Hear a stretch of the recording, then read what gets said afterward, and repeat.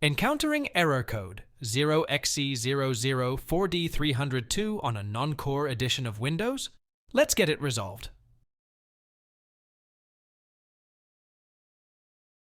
First, you'll want to open the Registry editor. Just type Registry editor in the search bar, so click Yes when prompted. Once you're in, navigate through the folders by double-clicking on them in this order: hkey_local_machine, then Software,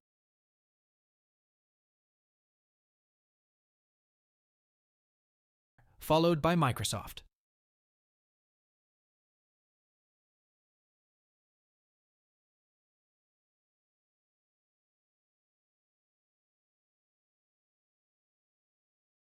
Keep going through Windows NT, then Current Version,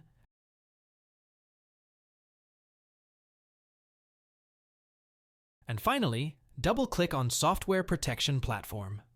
Here you'll see a value named SkipROM. Right-click on SkipROM and select Modify.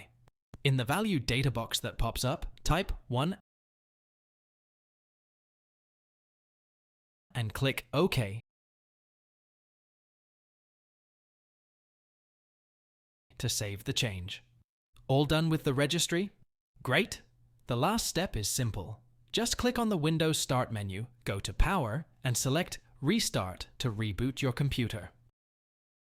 If you found this video helpful, don't forget to like and subscribe for more tech tips. Thanks for watching.